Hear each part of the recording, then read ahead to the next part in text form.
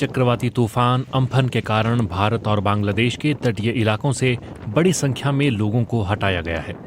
कोलकाता के स्थानीय पत्रकार प्रभाकर मणि तिवारी ने बताया है कि पश्चिम बंगाल में अम्फन तूफान के असर से राजधानी कोलकाता समेत 7 जिलों में तेज हवाओं के साथ भारी बारिश शुरू हो गई है।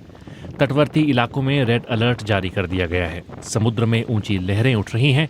पानी तटबंध पार करके सड़कों पर आ रहा है। पश्चिम बंगाल में ज्यादातर दुकानें और बाजार बंद हैं। राज्य के 7 जिलों में तूफान के असर का अंदेशा है। 3 लाख लोगों को सुरक्षित स्थानों पर पहुंचाया गया है। सुंदरबन में 185 किलोमीटर प्रति घंटे की रफ्तार से तूफान के जमीन पर टकराने का अंदेशा है। हावड़ा और सियालदह स्टेशन पर खड़ी ट्रेनों के पहियों को मोटी जंजीरों से पटरियों के साथ बांधा गया है ताकि वे तूफान से आगे पीछे ना हिलें। श्रमिक स्पेशल ट्रेनों की आवाजाही बंद है। दक्षिण पूर्वी रेलवे ने भुवनेश्वर दिल्ली के बीच चलने वाली कुछ ट्रेनों के रूट में बदलाव किया है। पहले ही कोरोना महामारी से जूझ रहे ओडिशा और पश्चिम बंगाल के लिए तूफान ने एक नई मुसीबत खड़ी कर दी है। बंगाल की खाड़ी में बना चक्रवाती तूफान अम्फन सोमवार दोपहर बाद और गहराकर सुपर साइक्लोन में तब्दील हो गया, जिसकी वजह से तटवर्ती इलाकों में रहने वाले लोगों को वहां से निकाला गया है। अक्टूबर 1999 के बाद ये पहला मौका है जब बंगाल की खाड़ी में कोई सुपर साइक्लोन बना हो। भारतीय अधिकारियों का कहना है कि 20 से ज्यादा राहत दलों को तैनात किया गया है, जबकि कई टीमों को वक्त आने पर उतारा जाएगा। कोरोना वायरस महामारी के कारण दोनों देशों में लोगों को सुरक्षित स्थानों तक पहुंचाने में सरकारी कर्मचारियों को मुश्किलों का सामना करना पड़ रहा है। मौसम विज्ञानियों ने चेतावनी दी है कि अम्फन दशक का सबसे बड़ा तूफान है। ऐसा अनुमान है कि ये 185 किलोमीटर प्रति घंटे की रफ्तार से तट पर पहुंचेगा, जो चक्रवाती तूफान की 5वीं श्रेणी के बराबर होगा।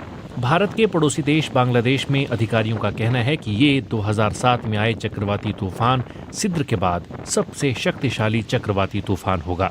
सिद्र तूफान से 3500 से ज्यादा लोगों की मौत हुई थी। तट से टकराने के बाद इस तूफान की गति कम होने की संभावना है। भारत के मौसम विभाग का कहना है कि तूफान के कारण समुद्र की लहरें 10 से 16 फुट रहने का अनुमान है। ये तूफान ऐसे समय पर आ रहा है जब कोरोना वायरस के संक्रमण को रोकने के लिए लॉकडाउन घोषित है और लाखों लोग अपने गांवों की ओर लौट रहे हैं। पश्चिम बंगाल और ओडिशा उन राज्यों में शामिल हैं जहां पर भारी संख्या में लोग लौट रहे हैं। ओडिशा ने अब उन ट्रेनों को रद्द कर दिया है जो 18 से 20 मई के बीच हजारों प्रवासी मजदूरों को वापस लाने वाली थीं। तूफान के कारण कई जिलों में अधिकारियों ने लोगों के आने पर पाबंदी लगा दी है और राज्य सरकार से निवेदन किया है कि उनके रहने की व्यवस्था की जाए।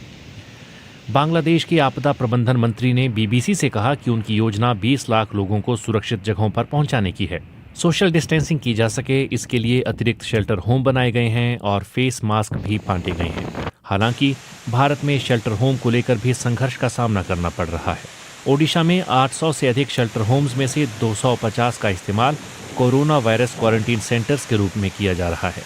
भारत में सुंदरबन द्वीप के नजदीक 50,000 लोगों को निकाला गया है। 1999 में बंगाल की खाड़ी में आए चक्रवाती तूफान के बाद ये शक्तिशाली चक्रवाती तूफान है।